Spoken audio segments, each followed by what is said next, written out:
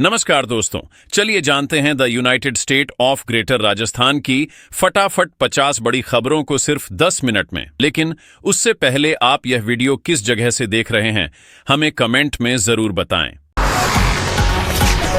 जयपुर में आज एक फर्जी निवेश ऐप चलाने वाले युवक को पुलिस ने गिरफ्तार किया, जो महिलाओं को ज्यादा कमाई का लालच देकर लाखों की ठगी कर रहा था। शिकायतों की बढ़ती संख्या के बाद साइबर टीम ने आरोपी के बैंक खातों को फ्रीज कर दिया और मामले की जांच तेज कर दी है। जोधपुर में एक प्रसिद्ध व्यापारी दंपत्ति के तलाक का मामला चर्चा में है, क्योंकि दोनों ने संयुक्त रूप से करोड़ों की संपत्ति के बंटवारे के लिए कोर्ट में याचिका दाखिल की। परिवार ने कहा है कि बच्चों की कस्टडी आपसी सहमति से तय की जाएगी। अलवर में सरकार ने मुफ्त आवास सुधार योजना के तहत 800 से ज्यादा गरीब परिवारों के घरों की मरम्मत के लिए पहली किस्त जारी कर दी, जिससे ग्रामीण क्षेत्रों में लोगों को राहत मिली है।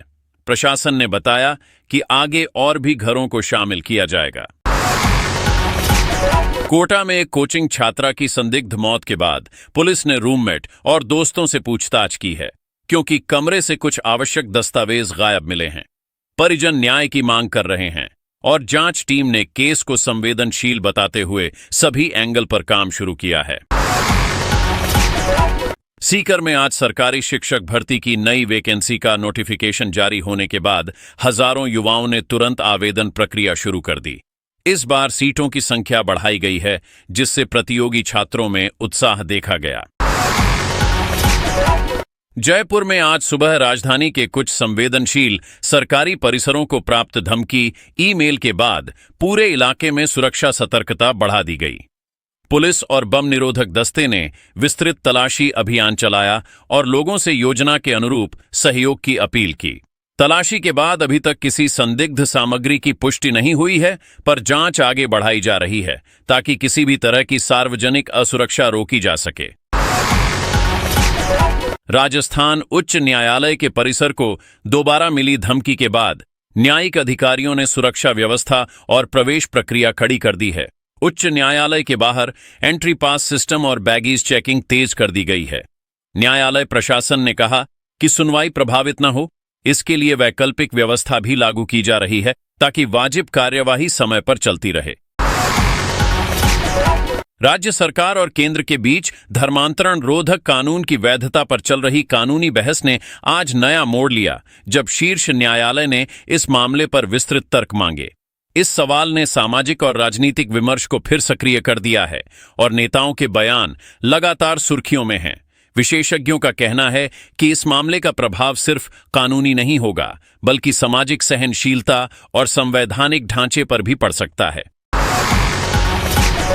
राजस्थान के विश्वविद्यालयों के कुलपतियों ने सरकार से आपातकालीन वित्तीय सहायता की गुहार लगाई।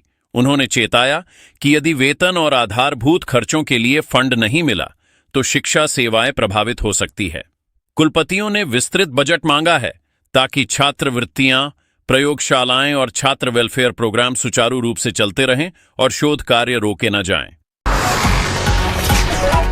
जोधपुर के युवा शटलर ने अंतर्राष्ट्रीय स्तर पर ऐतिहासिक जीत हासिल की और राज्य में बैडमिंटन की नई उम्मीद जगाई।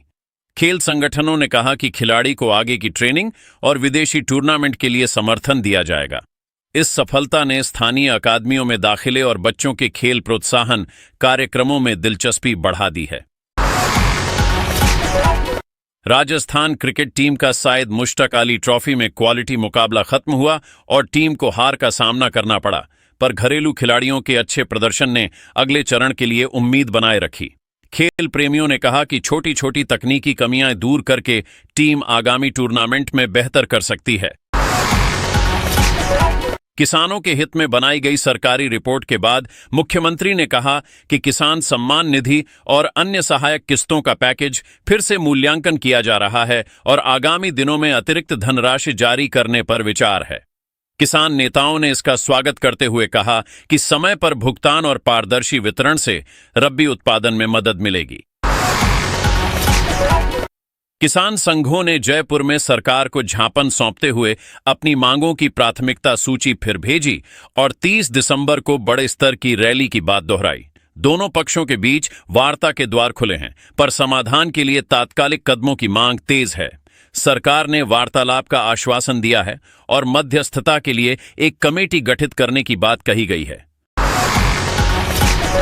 राजस्थान के कुछ हिस्सों में मौसम में बदलाव आया है और पश्चिमी विक्षोभ के कमजोर पड़ने से ठंडी हवाओं में कुछ राहत मिली है, पर रात के तापमान अभी भी ठंडे बने हुए हैं, जिससे किसानों और आवागमन करने वालों को सावधान रहना होगा।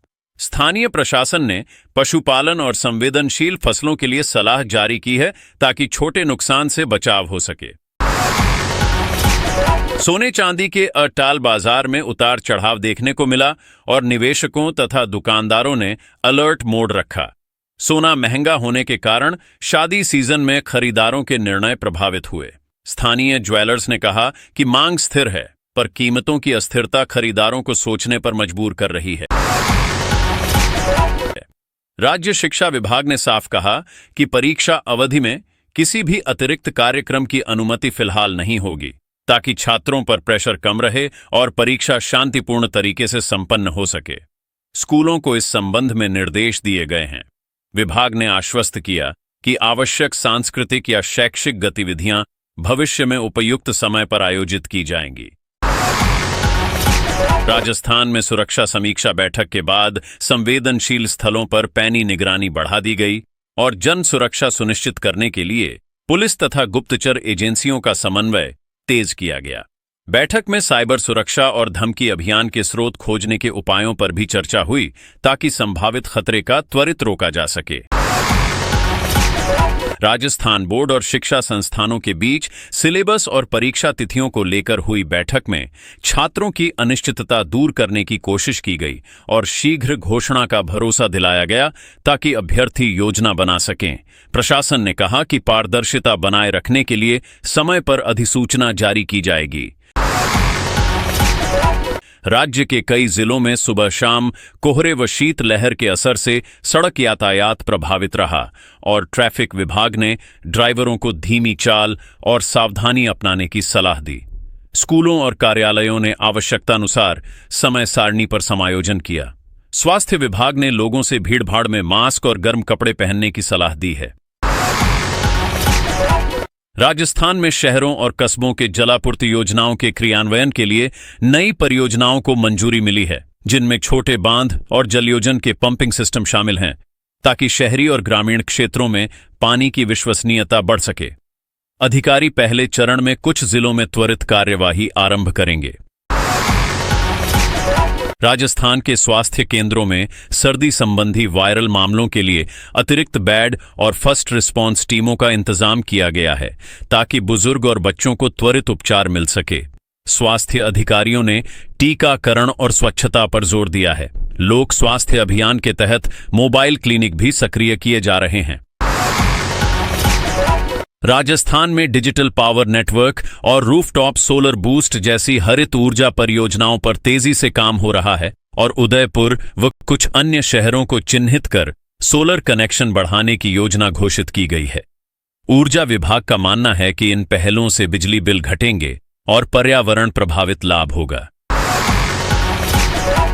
राज्य सरकार ने ग्रामीण इलाकों में कौशल विकास केंद्र बढ़ाने की घोषणा की है, ताकि युवाओं को कॉलेज के बाद व्यावसायिक प्रशिक्षण और स्वरोजगार के अवसर मिलें। इन केंद्रों पर स्थानीय उद्योगों के साथ साझेदारी कराई जाएगी। इससे शहरी प्रवास पर रोक लगने और गांवों में रोजगार सृजन की उम्मीद है। राजस्थान में कुछ क्षेत्रों में पेट्रोल डीजल की कीमतों में मामूली वृद्धि के बाद ट्रांसपोर्ट लागत पर असर पड़ा है और स्थानीय व्यापारियों ने उम्मीद जताई कि जल्द ही कीमतों में स्थिरता आएगी। प्रशासन ने अभावी पहलुओं के संतुलन के लिए उपाय घोषित करने का संकेत दिया। राजस्थान रोडवेज और रेलवे ने यात्रियों की सुविधा के लिए अतिरिक्त स्पेशल ट्रेनें और बस सर्विसेज की घोषणा की है, ताकि इंडिगो के फ्लाइट विलंब रद्द होने से प्रभावित यात्रियों को वैकल्पिक सुविधा मिल सके। लोगों ने इसे सकारात्मक कदम बताया। यात्री सेवा विभाग ने अतिरिक्त काउंटर और हेल्प डेस्क भी स्थापित किए हैं। राजस्थान के कुछ जिलों में अवैध शराब और तस्करी के खिलाफ पुलिस ने सक्रिय क्रैकडाउन तेज किया। बड़ी मात्रा में माल जब्त किया गया और कई अभियुक्तों को हिरासत में लिया गया। अधिकारियों का कहना है कि नेटवर्क की तह तक पहुंचने का काम जारी है। इस कार्रवाई से सीमावर्ती क्षेत्रों में अपराधियों की गतिविधि पर प्रभाव देखा गया है।